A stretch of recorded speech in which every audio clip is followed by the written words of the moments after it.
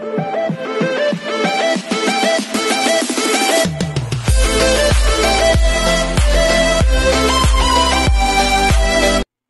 everyone, this is KJ from Vlogs. Agad-agad, Kimpaw in Dubai na naman tayo. Ituloy na natin yung naputol nating vlog kanina. Go! Anes. Anes ang tanong. Hi. Question po, as an aspiring content creators or artist po, like, paano po mag-start? Paano mag-build yung confidence sa pagiging actress? Ganun talaga ang chika niya. Sige, ako na muna. Well, I think we all have the same problem when we start. Parang we don't have the confidence. But you know, with repetition and knowledge, parang comes the confidence. If you know what you're doing and you're confident about if you're sure about what your content is or what your talent is and what you want to showcase, then maybe you can start there, then slowly. Pero hindi Paulo sumagot, ah. Ako hanggang ngayon parang kabado pa rin ako sa mga ganyan. Pero you know, I just parang kumbaga sa pag-arte, we have a material, we know our environment. Just be familiar, familiarize yourself to it, and you know, parang sino ba? Si Jake parang favorite niyang Jake Cuenca, favorite niyang sinasabi yung repetition, because it actually helps. Parang rehearsing with yourself, rehearsing the lines, rehearsing the dance steps, rehearsing your spills. Parang doon naayos, doon mo nakikita. And maybe you could always record yourself also to see kung paano mo gustong i-portray sa audience yung content. Ako naman, siguro the simplest way to explain yung tanong mo is just to keep on trying. Kasi masyado naman malawak yung mundo ng social media. Pero consistency is the key. Ng showbiz world. Kung saan ka, yung, alam mo yung missing puzzle? Kung saan missing puzzle? I love that. Doon mo aralin at doon ka gagaling talaga. Thank you so much. So much. Thank you. Our next question would come from... Ay, last two question agad. Last two questions. Ayan, natuturoan pa sila.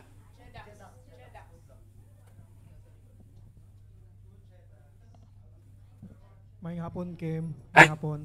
May hapon, Bisaya di ka? Oo, Bisaya kayo. Daghan, no? Daghan mo dire? Dagang Bisaya. Hala, mag-Bisaya na lang daytaan eh. Cute! Tagalog, dili na siya kasabot. Kasabot ko. Kasabot ka? Oo. Mabaligyan. Hindi, naiintindihan ko pero hindi lang ako makapagsalita. Okay. Kasabot ko. Ang aking question. Meron ka bang danggit dyan na padala ka na? Ay, kinanggit. Dili niya ako kasulod din eh. Gigiban na. Bawal. Okay. Ay, yung question ko po kay is I assume na first time mo magkalayaan dito sa Dubai. So, ang question ko is, ano yung nilook forward mong mangyayari bukas sa Kalayaan event? Ay, ayan. Gusto ko yan. Actually, Kalayaan event, syempre, daghan, Bisaya or Tagalog, ambot na lang. Ambot na lang. Syempre, looking forward sa maraming Pinoy na makikita namin and magsasayahan tayo, magtatawanan, and parang kami ni Pao, parang second time namin magkasama na nag-perform dito sa Dubai. Yung una, hindi pa talaga kami magkakilala. So parang after 9 years, nandito ulit kami to perform in front of our kababayan. So exciting, exciting. Thank you. Ayun, nililook forward namin for tomorrow. Siguro like what I've said earlier, parang melting pot lagi yung mga ganitong events. And parang nakakatuwa kasi alam naman natin, di ba, sa kahit saan lahi or maybe sa atin rin, minsan watak-watak tayo. Yung mga ganitong events, yung nagtitipon-tipon sa atin para sa unity natin and to make everyone united.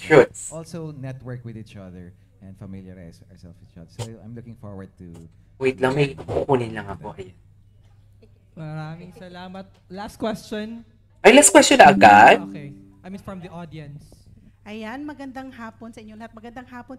Kim, maayong hapon. Nice to see you. Okay, we are celebrating Philippine Independence Day. So as we celebrate this Independence Day, how do you both perceive the significance of freedom in your roles as public figures and artists? And how do you think the spirit of independence influences your creative work Tari ang and tanong. interactions with your audience?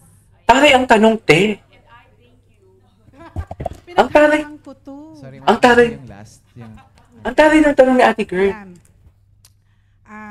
How do you think the spirit Ayan, ulitin mo at bida-bida ka. influences your creative works and interactions with your audience?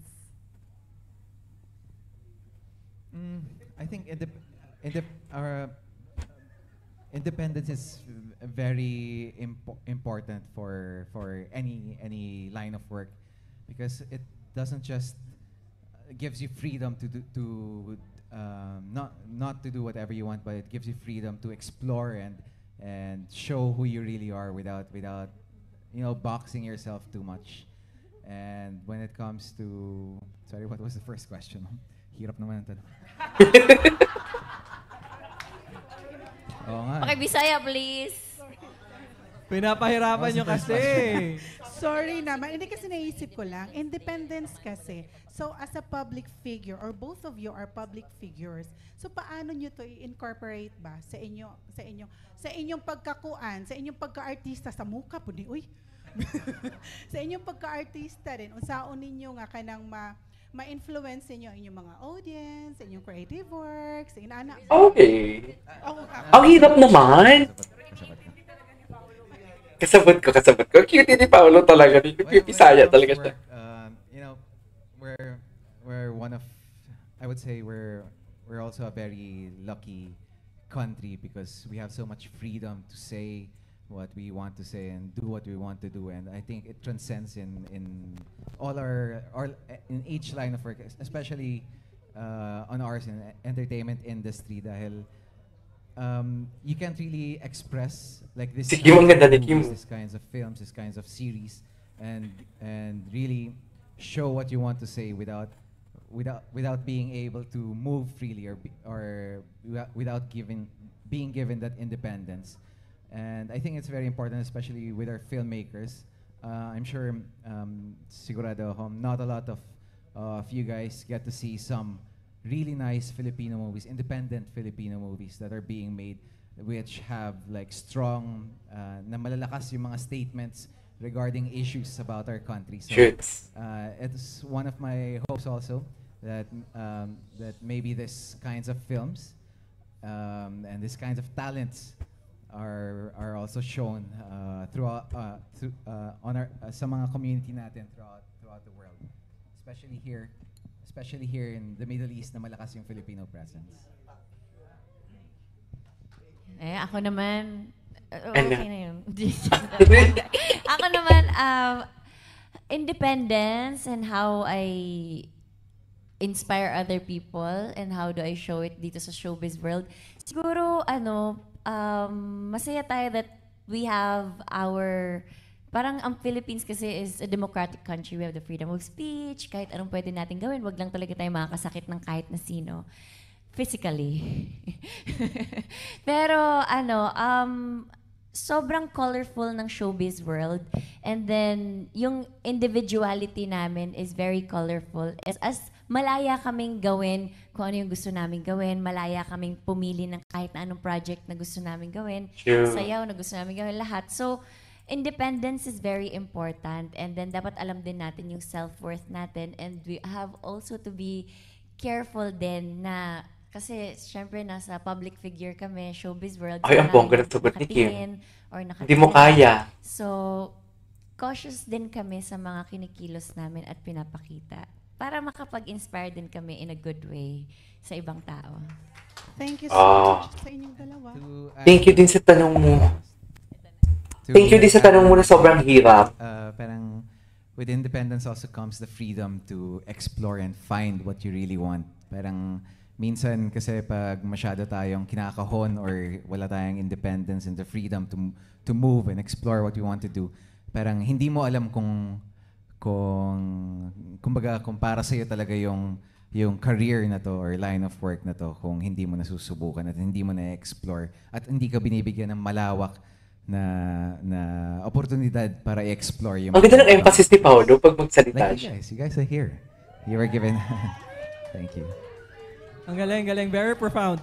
Now, last sets of questions manggagaling sa one of the partners that have brought Kalayaan 2024, Emirates Loves Philippines, which is represented by Drew. Okay. Alright, magkakaroon tayo ng part 3, guys. May part 3 pa pala ito. Sige, gawa natin ito ng part 3.